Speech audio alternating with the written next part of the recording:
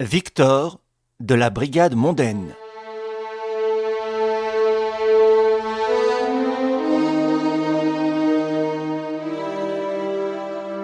D'après Maurice Leblanc.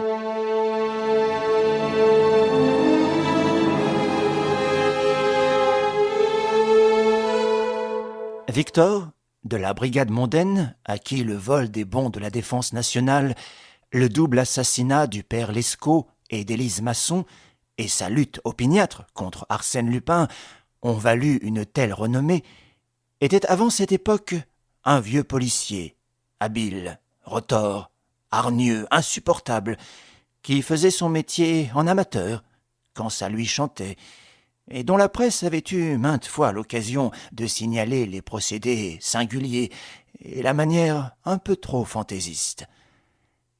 Le préfet s'étant ému de certaines réclamations, voici la note confidentielle qui lui fut communiquée par M. Gauthier, directeur de la police judiciaire, lequel ne manquait jamais de soutenir son subordonné.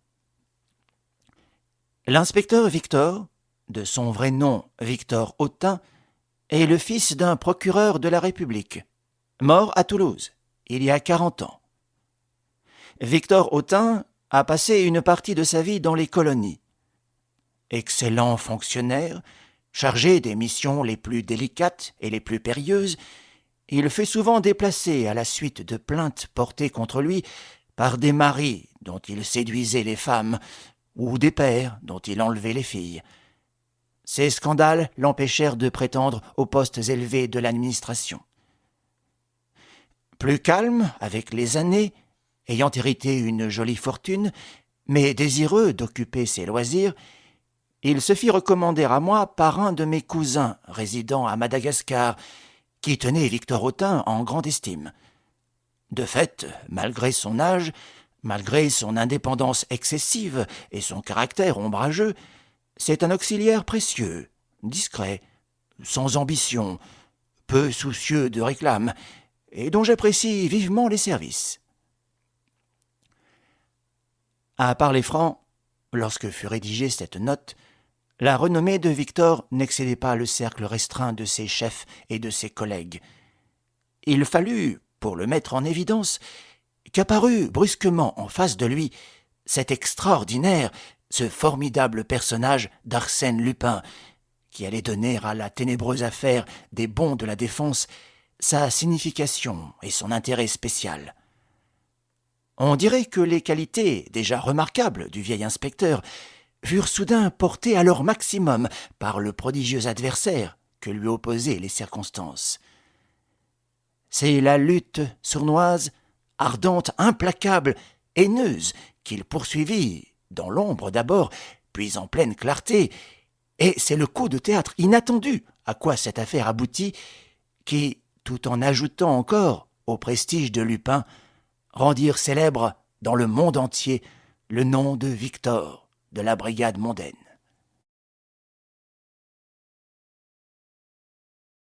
Chapitre 1. Il court, le furet. Ce fut bien par hasard que Victor, de la brigade mondaine, entra cet après-midi de dimanche au ciné Balthazar. Une filature manquée l'avait fait échouer, vers 4 heures, sur le populeux boulevard de Clichy.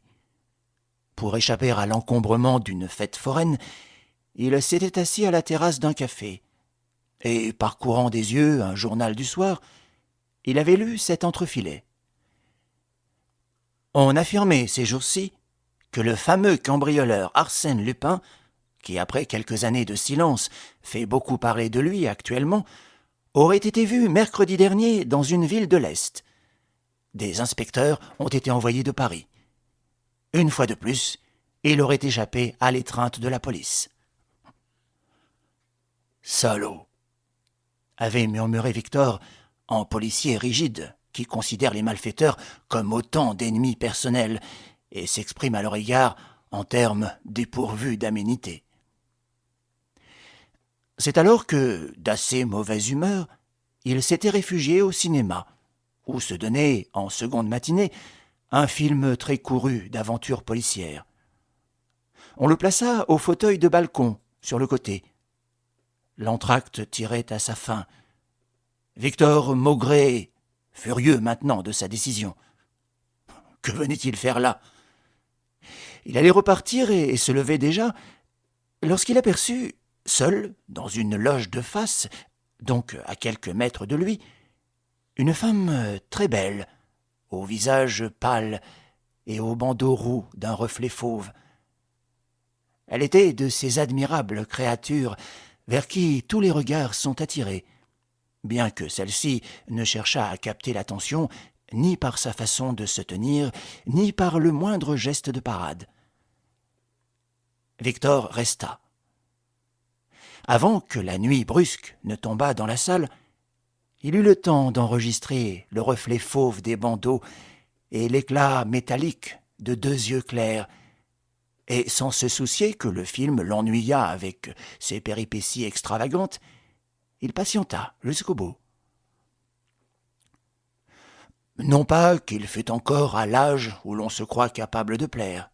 Non, il connaissait fort bien son âpre figure, son air peu aimable, sa peau rugueuse, ses tempes grisonnantes. Bref, cet ensemble revêche d'anciens adjudants de cavalerie qui auraient dépassé la cinquantaine et qui chercheraient à faire de l'élégance avec des vêtements trop ajustés à la taille et sentant la confection. Mais la beauté féminine était un spectacle dont il ne se lassait pas et qui lui rappelait les meilleures émotions de sa vie. En outre, il aimait son métier, et certaines visions lui imposaient le désir de discerner ce qu'elle cachait de mystérieux, de tragique, ou même parfois d'infiniment simple. Quand la lumière jaillit de nouveau, et que la dame fut debout, en pleine clarté, il constata qu'elle était de haute taille, d'une grande distinction, et fort bien habillée, considérations qui ne firent que le stimuler. Il voulait voir, et il voulait savoir. Donc, il la suivrait, autant par curiosité que par intérêt professionnel. Mais au moment où il commençait à se rapprocher, il se produisit au-dessous du balcon, parmi la masse des spectateurs qui s'écoulaient, un tumulte soudain. Des cris s'élevaient. Une voix d'homme hurla « Au voleur! Arrêtez-la! Elle m'a volé! Au voleur !» La dame élégante se pencha sur l'orchestre. Victor se pencha aussi. En bas, dans le passage central, un jeune homme, petit et gros, gesticulait, la figure contractée, et se démenait furieusement pour fendre les rangs pressés qui l'entouraient. La personne qu'il essayait d'atteindre et de désigner de son doigt tendu devait être assez loin, car ni Victor ni aucun des spectateurs ne remarquèrent qu'une femme courut et tâcha de se sauver. Cependant, il vociférait, haletant, dressé sur la pointe des pieds, avançant à coups de coude et d'épaules. « Là-bas! Là-bas! Elle franchit les portes! Des cheveux noirs! Un vêtement noir! Une toque! Là-bas !» Il suffoquait, incapable de donner un renseignement qui permît d'identifier la femme. À la fin, il bouscula les gens avec une telle violence qu'il réussit à se frayer un chemin et à bondir dans le hall d'entrée, jusqu'au bais des grandes portes ouvertes. C'est là que Victor, qui n'avait pas attendu plus longtemps pour descendre l'étage du balcon, le rejoignit et l'entendit qui proférait encore « Au voleur! Arrêtez-la! Au voleur !» Dehors crépitaient tous les orchestres de la fête foraine, et l'ombre du soir naissant s'illuminait d'une clarté toute vibrante de poussière. Affolé, ayant sans doute perdu de vue la fugitive, le jeune homme, 2 ou 3 secondes immobile sur le trottoir, la cherchait des yeux, à droite, à gauche, en face. Puis brusquement, il dut l'apercevoir et courut vers la place de Clichy, se glissant au milieu des autos et des tramways. Il ne criait plus maintenant, et filait très vite, en sautant parfois comme s'il espérait surprendre de nouveau, parmi les centaines de promeneurs, celle qu'il avait volée. Cependant, il avait l'impression que, depuis le cinéma, quelqu'un courait également, presque à ses côtés, et cela devait l'encourager, car il redoublait de vitesse. Une voix lui dit « Vous la voyez toujours ? Comment diable pouvez-vous la voir ?»« Non, non, je ne la vois plus. Mais elle a sûrement pris cette rue-là. » Il s'engageait dans une rue bien moins fréquentée, où il eût été impossible de ne pas discerner une femme qui eût marché à une allure plus rapide que les autres promeneuses. À un carrefour, il ordonna « Prenez la rue de droite, moi celle-ci. On se retrouvera au bout. Une petite brune, habillée de noir. » Mais il n'avait pas fait 20 pas dans la rue choisie par lui qu'il s'appuya contre le mur, hors d'haleine, chancelant. Et il se rendit compte seulement alors que son compagnon ne lui avait pas obéi et qu'il le soutenait cordialement dans sa défaillance. « Comment ? Vous voilà encore ?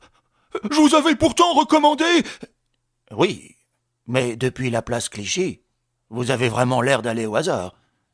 Il faut réfléchir. J'ai l'habitude de ces histoires-là. On va quelquefois plus vite sans bouger. » Le jeune homme observa cet obligeant personnage qui, chose étrange, malgré son apparence âgée, ne semblait même pas essoufflé par sa course. « Ah, vous avez l'habitude ?»« Oui, je suis de la police. Inspecteur Victor. »« Vous êtes de la police ?» répéta le jeune homme, distraitement, les yeux fixes. Oh, « j'ai jamais vu des types de la police. » Était-ce un spectacle agréable pour lui ou désagréable? Il tendit la main à Victor et le remercia. « Au revoir, vous avez été très aimable. » Il s'éloignait déjà. Victor le retint. « Mais cette femme, cette voleuse... »« Aucune importance, je la retrouverai. »« Je pourrais vous être utile. Donnez-moi donc quelques renseignements. »« Des renseignements? Sur quoi? Je me suis trompé. » Il se mit à marcher plus vite. L'inspecteur l'escortait du même pas rapide, et à mesure que l'autre semblait plus désireux de rompre l'entretien, il s'accrochait davantage à lui. Il ne parlait même plus. Le jeune homme paraissait pressé d'atteindre un but qui n'était cependant pas la capture de la voleuse, puisqu'il allait visiblement à l'aventure. « Entrons ici. » Et l'inspecteur le dirigea par le bras vers un rez-de-chaussée marqué d'une lanterne rouge, avec ces mots « Poste de police ». « Et ici? Mais pourquoi faire? »« Nous avons à causer, et en pleine rue ce n'est pas commode. »« Vous êtes fou! Fichez-moi donc la paix! »« Je ne suis pas fou, et je ne vous ficherai pas la paix. » L'inspecteur était d'autant plus acharné qu'il enrageait d'avoir abandonné ses manœuvres autour de la jolie dame du cinéma.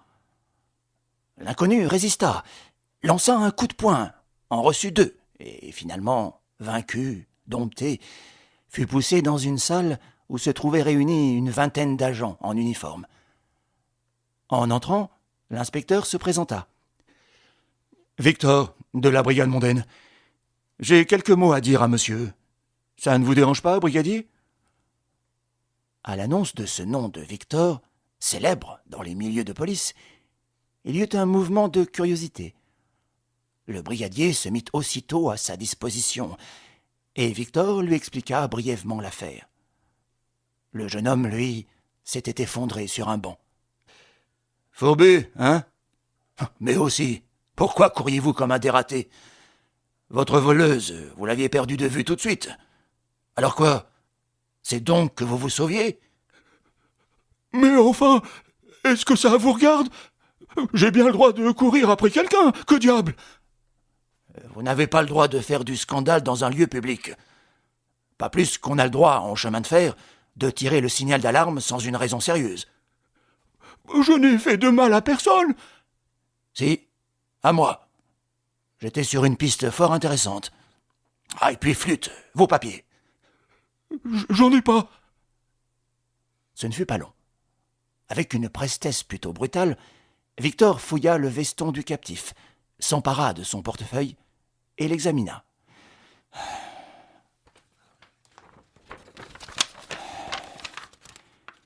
C'est votre nom, Alphonse Audigrand ?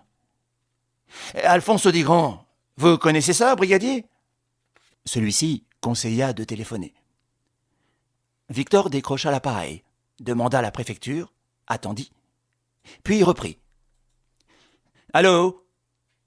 La police judiciaire, s'il vous plaît. Allô ? Ah, c'est vous, Lefébure. Ici Victor de la Mondaine. Dites donc, Lefébure, j'ai sous la main un sieur Audigrand, qui ne me semble pas très catholique. Est-ce un nom qui vous dit quelque chose ? Hein ? Quoi ? Mais oui, Alphonse Audigrand. Allô ? Un télégramme de Strasbourg. Lisez-moi ça. Hein ? Parfait. Parfait. Oui, un petit gros, avec des moustaches tombantes. Et nous y sommes. Qui est-ce qui est de service dans les bureaux ? Édouin, l'inspecteur principal. Mettez-le au courant et qu'il vienne chercher notre homme au poste de la rue des Ursins. Merci. Ayant raccroché, il se tourna vers Audigrand. Vilaine affaire. Employé à la Banque centrale de l'Est, tu as disparu depuis jeudi dernier, jour du vol des 9 bons de la Défense nationale. Un joli coup de 900 000 francs. Et c'est évidemment ce magot-là qu'on t'a barboté tout à l'heure au cinéma. Qui ? Qu'est-ce que c'est que ta voleuse ? Audigrand pleurait, sans force pour se défendre, et il avoua stupidement. Je l'ai rencontrée avant-hier, dans le métro. Hier, on a déjeuné et dîné ensemble. 2 fois, elle a remarqué que je cachais une enveloppe jaune dans ma poche. Aujourd'hui, au cinéma, elle était tout le temps penchée sur moi, à m'embrasser. L'enveloppe contenait les bons ? Oui. Le nom de la femme ? Ernestine. Ernestine quoi ? Je sais pas. Elle a de la famille ? Je sais pas. Elle travaille ? Dactylographe. Où ? Dans un dépôt de produits chimiques. Situé ? Je sais pas. On se rejoignait aux environs de la Madeleine.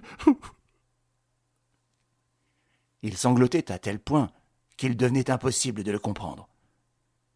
Victor, qui n'avait pas besoin d'en savoir davantage, se leva, s'entendit avec le brigadier pour qu'aucune précaution ne fût négligée, et rentra à dîner. Pour lui, le sieur Audigrand ne comptait plus. Il regrettait même de s'en être occupé et d'avoir perdu contact avec la dame du cinéma. La belle créature, et si mystérieuse.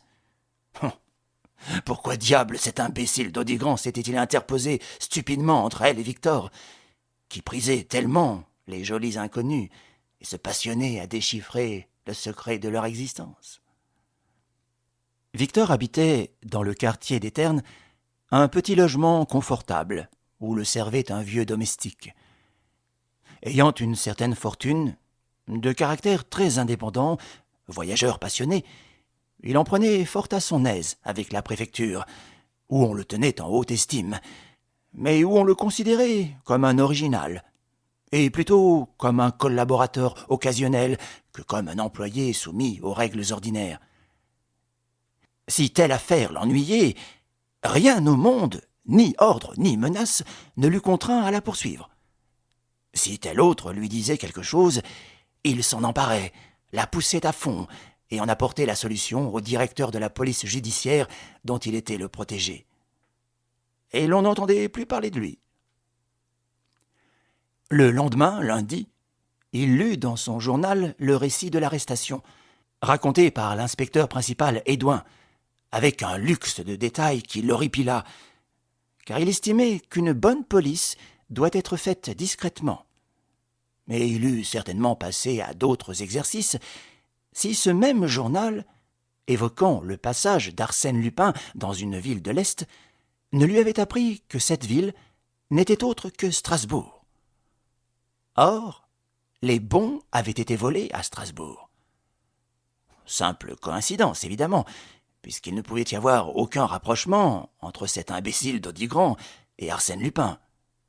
Mais tout de même. Aussitôt, il explora les annuaires, fit l'après-midi une enquête sur les maisons de produits chimiques et fouilla le quartier de la Madeleine. Ce n'est qu'à 5 heures qu'il découvrit qu'il y avait une nommée Ernestine, dactylographe au comptoir commercial de chimie, rue du Mont-Tabor.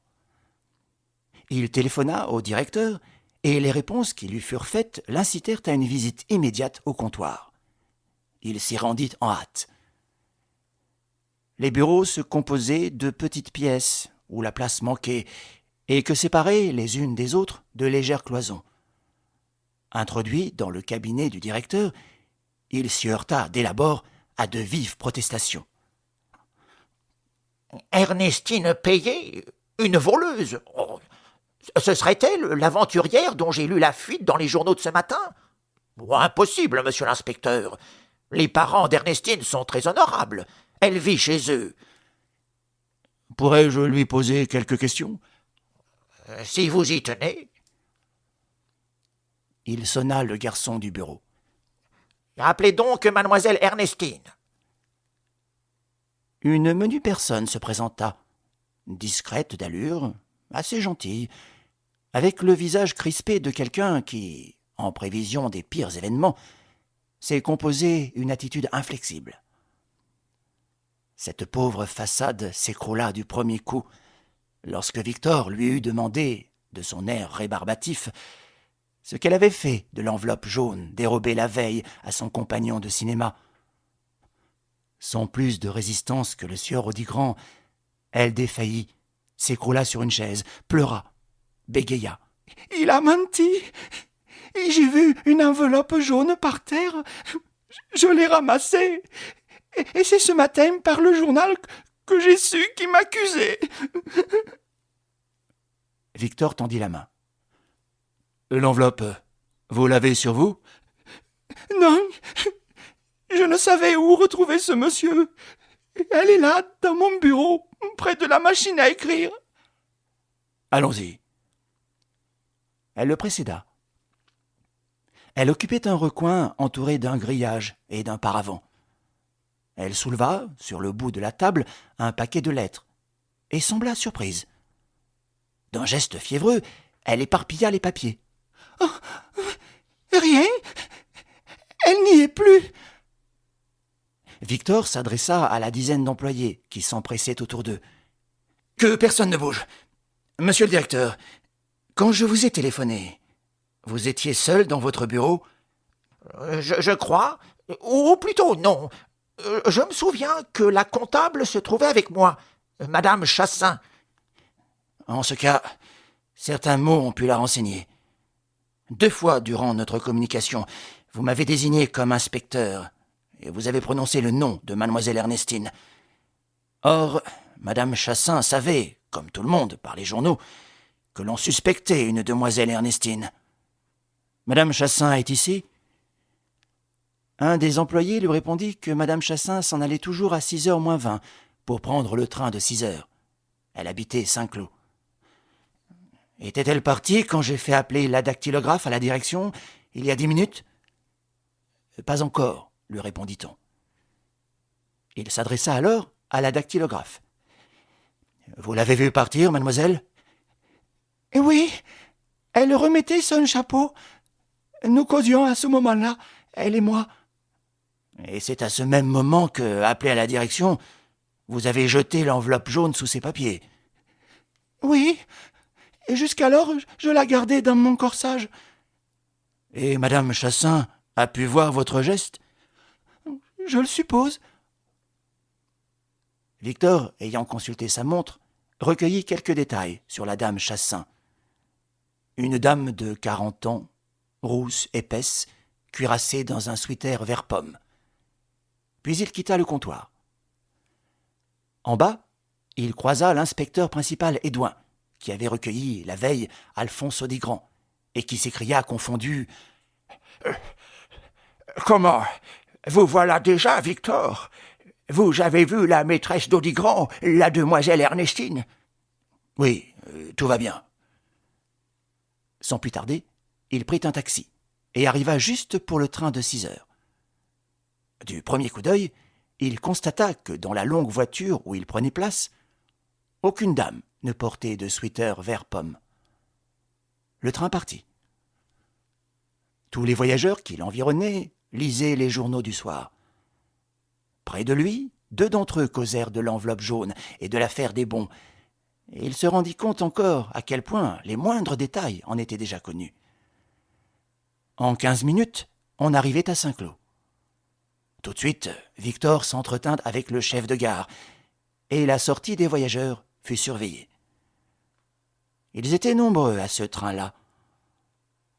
Lorsqu'une dame rousse, dont le sweater vert pomme apparaissait entre les pans d'un manteau gris, voulut passer, son carnet d'abonnement à la main, Victor lui dit tout bas « Veuillez me suivre, madame.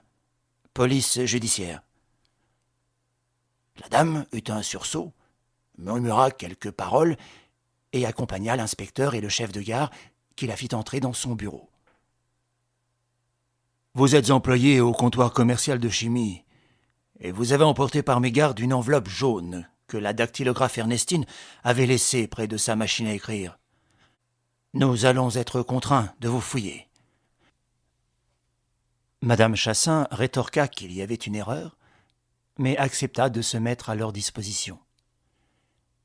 Elle montrait une telle assurance qu'il hésita. Mais d'autre part, innocente, ne se fût-elle pas défendue? On la pria de passer dans une pièce voisine, avec une employée de la gare. L'enveloppe jaune ne fut pas trouvée sur elle, et aucun bon de la défense. Victor ne se démonta pas. « Donnez-moi votre adresse. » Un autre train arrivait de Paris.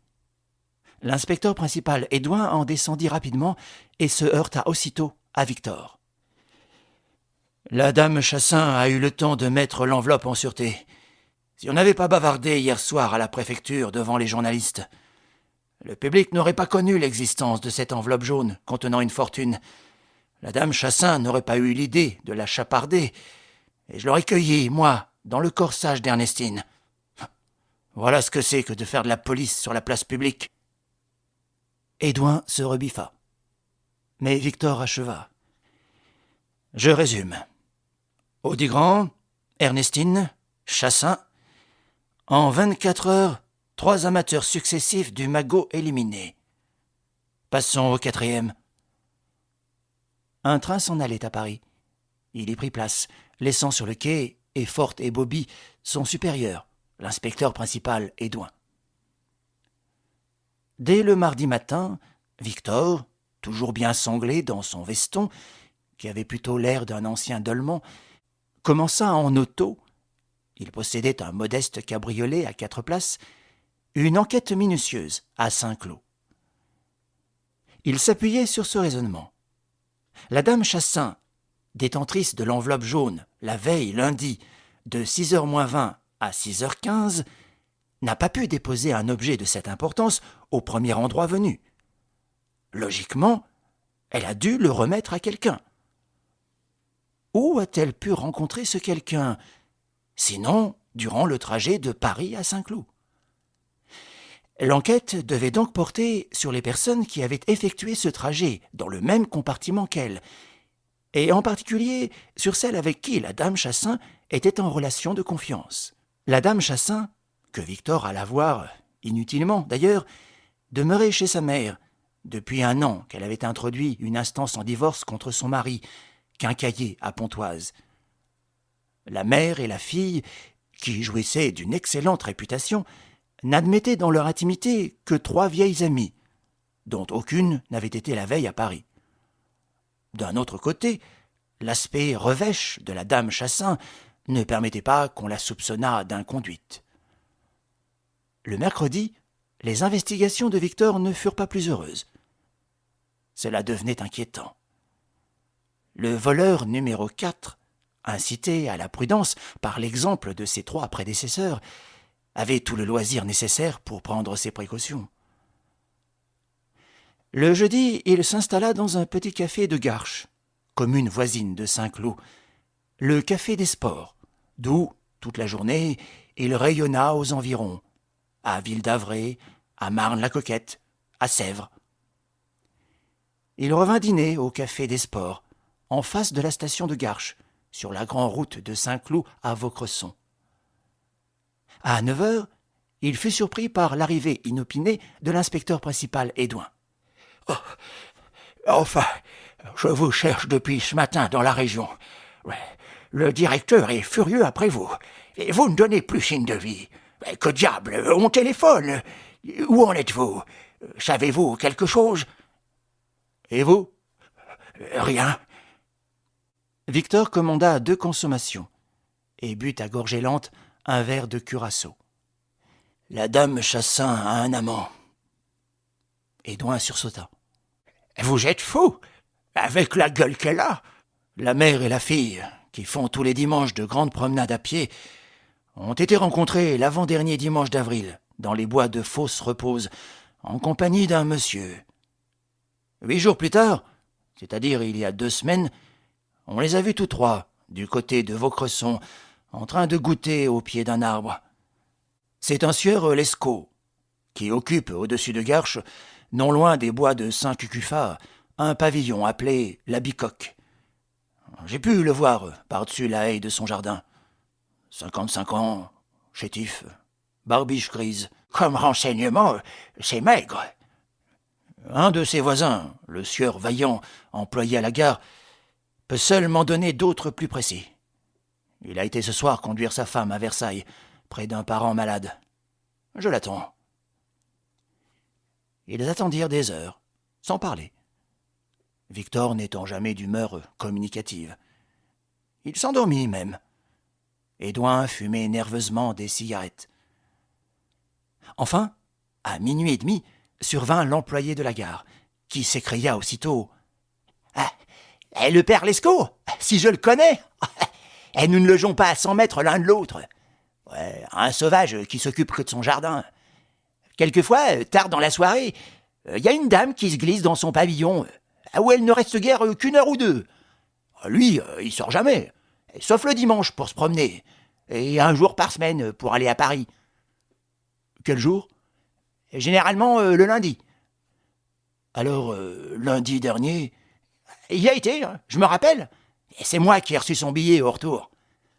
À quelle heure? Et toujours le même train, qui arrive à Garches à 6h19 du soir. Un silence. Les 2 policiers se regardèrent. Édouin demanda « Vous l'avez vu depuis ?»« Pas moi, mais ma femme, qui est porteuse de pain. Et même qu'elle prétend que ces 2 derniers soirs, de mardi et de mercredi, tandis que j'étais de service, elle prétend qu'on rôde autour de la Bicoque. Le père Lescaut a un vieux roquet qui n'a pas cessé de grogner dans sa niche. Eh bien, ma femme est sûre que c'était l'ombre d'un homme qui portait une casquette grise. Elle n'a reconnu personne. Si, elle croit bien. Votre femme est à Versailles, n'est-ce pas? Jusqu'à demain. » Sa déclaration terminée, Vaillant se retira. Au bout d'1 ou 2 minutes, l'inspecteur principal conclut. « On ira rendre visite au père Lescaut dès le début de la matinée. Sans quoi, nous risquons que le 4e voleur soit volé. D'ici là, allons faire le tour du pavillon. » Ils marchèrent en silence, dans les voies désertes qui grimpent vers le plateau, et suivirent une route bordée de petites villas. Une lumière d'étoiles tombait d'un ciel pur. La nuit était tiède et paisible. « C'est ici. » Il y eut d'abord une haie, puis un mur bas surmonté d'un grillage, à travers lequel, de l'autre côté d'une pelouse, on discernait un pavillon d'un seul étage, où s'alignaient 3 fenêtres. « On croirait qu'il y a de la lumière. »« Oui, au premier, à la fenêtre du milieu. Les rideaux doivent être mal joints. » Mais une autre clarté, plus vive, s'alluma sur la droite, s'éteignit, se ralluma. « C'est bizarre, le chien n'aboie pas, malgré notre présence. Cependant, je distingue sa niche, là, tout près. »« On l'a peut-être estourbi. »« Qui ? » ?»« Le rôdeur d'hier et d'avant-hier. »« Alors c'est que le coup serait pour cette nuit. Faisons donc le tour du jardin. Il y a une ruelle par derrière. »« Écoutez !» Victor prêta l'oreille. Oui, on a crié à l'intérieur. Et ce fut soudain d'autres cris, étouffés, mais nettement perceptibles, puis une détonation qui devait venir de l'étage éclairé, et des cris encore. D'un coup d'épaule, Victor renversa la grille d'entrée. Les deux hommes traversèrent la pelouse et franchirent le balcon d'une fenêtre qu'ils n'eurent qu'à pousser. Victor escalada le premier étage, sa lanterne électrique à la main. Sur le palier, 2 portes. Il ouvrit celle d'en face et, à la lueur d'une lampe, aperçut un corps étendu qui semblait se convulser. Un homme s'enfuyait par la pièce voisine. Il courut après lui, tandis que Édouin surveillait la seconde porte du palier. De fait, le choc se produisit par là, entre l'homme et l'inspecteur principal. Mais en passant dans la seconde pièce, Victor avisa une femme qui venait d'enjamber une fenêtre ouverte sur la façade postérieure du pavillon et qui descendait, sans doute au moyen d'une échelle. Il lança sur elle un jet de sa lumière électrique et reconnut la femme aux cheveux fauves du cinéma Balthazar. Il allait sauter à son tour quand un appel de l'inspecteur principal l'arrêta. Et tout de suite, une seconde détonation et des plaintes. Il arriva sur le palier pour soutenir Édouin qui s'écroulait. L'homme qui avait tiré était déjà en bas de l'étage. Courez après. Je n'ai rien. C'est à l'épaule. Alors, si vous n'avez rien, laissez-moi. Et Victor, furieux, essayait vainement de se débarrasser de son collègue. L'inspecteur principal se cramponnait à lui pour ne pas tomber. Victor le traîna jusqu'au canapé de la première chambre, l'y coucha, et renonçant à poursuivre les 2 fugitifs, hors d'atteinte maintenant, s'agenouilla devant l'homme étendu sur le parquet. C'était bien le père Lescaut. Il ne bougeait plus. Victor fit un rapide examen du corps. Il est mort. Pas d'erreur. Il est mort. Sale affaire. Et l'enveloppe jaune. Fouillez-le. Victor fouillait déjà. Il y a une enveloppe jaune, mais froissée et vide. Mais il est à supposer que le père Lescaut en avait retiré les bons de la défense et qu'il les gardait à part et qu'il aura été contraint de les livrer. Aucune inscription sur l'enveloppe. Non, mais la marque de fabrique, visible en transparence. Papeterie Gousseau, Strasbourg. Il conclut, tout en soignant son collègue. Ça y est, Strasbourg. C'est là que le premier vol a été commis à la banque. Et nous voici au 5e voleur. Et cette fois, c'est un type qui n'a pas froid aux yeux. Bigre. Si les numéros 1, 2, 3 et 4 ont agi comme des mazettes, le numéro 5 nous donnera du fil à retordre. Et il pensait à l'admirable créature qu'il avait surprise, mêlée au crime. Que faisait-elle là? Quel rôle jouait-elle dans le drame?